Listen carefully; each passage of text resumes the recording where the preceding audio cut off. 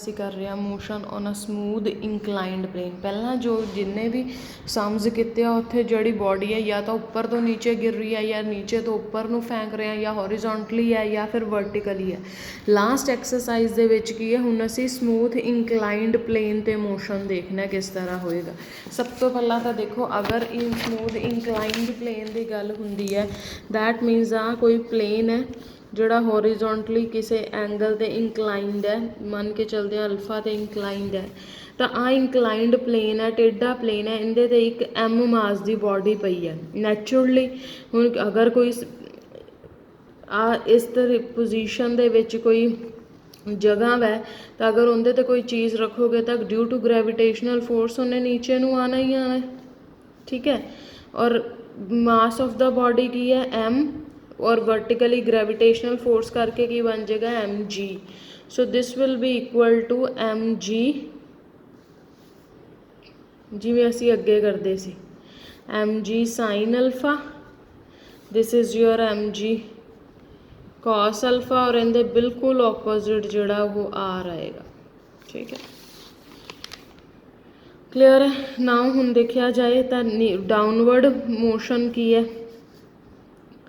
M F is equal to M G sine alpha, because इत्थे दरअसल गल की हुई है कि एफ एक्सलरेशन है और क्योंकि बॉडी नीचे नूं आंदी पई है ड्यू टू ग्रेविटेशनल फोर्स, इस करके असीं एफ की जगह जी लैंदे आ। बट जी उदों लैंदे आ जदों या तो उपर तो नीचे चीज़ आ रही है या नीचे तो उपर नूं चीज़ आ रही है। बट इत्थे एक सलांट पोजीशन दे विच है, टेढ़ी पोजीशन च इन्हें स्लिप करके नीचे नूं आना है, इसलिए बजाए F is equal to G we will take it F is equal to G sine alpha, क्योंकि अगर मैं F is equal to G लूँगी तो उपरों नीचे आने ते प्लेन तो नीचे आने दे विच कुछ तो फर्क होना चाहिए ना।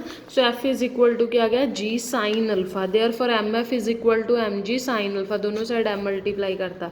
और सेकेंड इक्वेशन की बनती भी है R is equal to M G cos alpha. पहला तो इन्नी क चीज़ समझो, जो भी कभी इंकलाइंड प्लेन की गल होंदी है, इंकलाइंड प्लेन ते कोई एम मास की बॉडी पई है, ग्रेविटेशनल फोर्स करके उनका टोटल वेट की हो जाएगा एम जी, दो पार्ट्स के रिजोल्व करोगे, इनके बिल्कुल ऑपोजिट होएगी R, R is equal to M G cos alpha and M F is equal to M G sine alpha, जो नीचे नूं इधर एक्ट करती भी है, ठीक है। सो ये चीज़ बहुत इंपॉर्टेंट सी पेपर दे लई भी, ठीक है। Now there are two forces, first force weight acting vertically downward, second reaction are acting perpendicular to the plane. So we have now resolved mg in two parts, in two components, mg sin alpha and mg cos alpha. So we have taken this equations. Now we are very well known the formula v is equal to u plus ft, but instead of f we will take here g sin alpha. Thus if a body is moving down a smooth inclined plane along a line of greater slope with initial velocity u and final velocity v, s is the distance, तो सब पासे अगर ऊपर जाना है तो minus दे विच आ जाएगा, बस f की जगह तुसी की लेना g sin अल्फा। और मान लो अगर तुहानू पूछा जाए if a body is projected up a smooth inclined plane of inclination alpha with initial velocity u है, then to reach maximum height ते या मैक्सिमम पॉइंट तक कदों पहुँचेगी, जो v जीरो हो जाएगी। v जीरो कदों होएगी, when t is equal to u by g sine alpha. इस चीज़ नूं ध्यान नाल देखना, ठीक है। नेक्स्ट है if a body is projected up a smooth inclined plane of inclination alpha with initial velocity u, then the distance of the highest point along with the plane from the point of projection is this, distance of highest point तुहानू पता है v square is equal to u square minus 2g sin alpha into s, distance कड्डन का formula, ठीक है। F की जगह बस इन्ना याद रखना है कि तुसी की कंसीडर करके चलना है G sine alpha. Total time of flight क्या आएगा, time taken to highest point U by G sine alpha, उन्ना ही टाइम नीचे आनू लगना। सो ये की होएगा 2u bye G sine alpha, इनू रीड आउट कर लेना। हुण मैं तुहानू इहदे नाल दी एग्जाम्पल करवान लगी हाँ। फर्स्ट एग्जाम्पल देखो,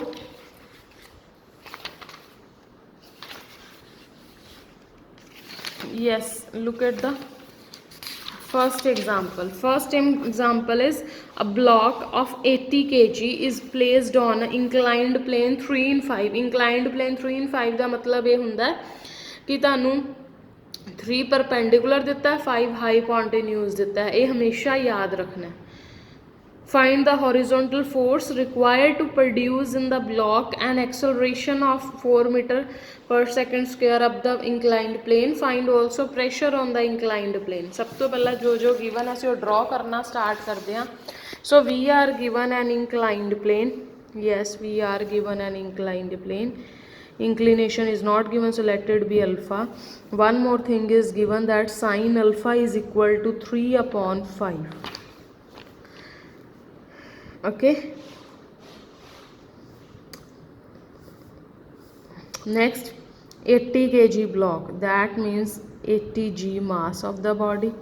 Resolve it in two components. It will be 80 g sine alpha, it will be 80 g cos alpha, and exactly perpendicular to this r is the reaction. Now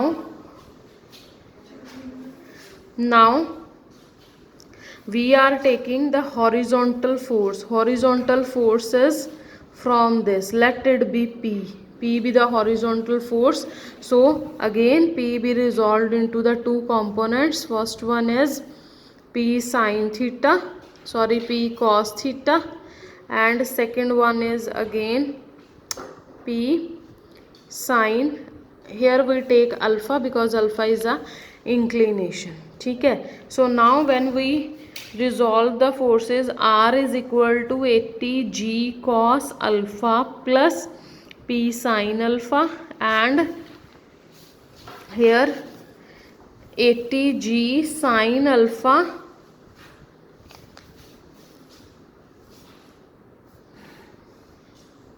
is equal to mf plus P cos alpha. ठीक है, सो इस तरीके नाल इनू resolve कर देना. देखो सब तो पहला a block of 80 kg is placed on the inclined plane. So आ ब्लॉक सीगा 80 kg का, उन्होंने रिजॉल्व कर लिया. उस तो बाद आर रिएक्शन आ गया, पी फोर्स हॉरिजोंटल फोर्स ही रिक्वायर्ड, तो मैं इनू भी दो कंपोनेंट्स डिवाइड कर लिया, P cos theta, P sine theta. ठीक है, उस तो बाद जस्ट की किया, इक्वेशन ऑफ मोशन फिल कर दी. P cos theta minus 80 G sine theta is 80 × 4. ठीक है, next perpendicular to the plane तो जिन्नियां फोर्सिस ये सारिਆਂ इक्वेट करता. उस तो नैक्सट अपने को एग्जाम्पल नंबर 2 आ, body sliding down a smooth inclined plane is observe to cover equal distances each equal to L in consecutive intervals of time. Equal distance है बट टाइम डिफरेंट है, एक लिए t1 टाइम है, दूसरे लिए t2 time है. Again initial velocity assume कर लो u है. सो पहला मोशन की लेना है a to b, second motion की लेना है a to c, क्योंकि ऊपर तो नीचे आ रहे हैं इसलिए f सिंपली होएगा g साइन अल्फा. इस तरीके नाल नैक्सट वाली तुसी रीड आउट करनी है और मैंने दसना है कि समझ आ गया.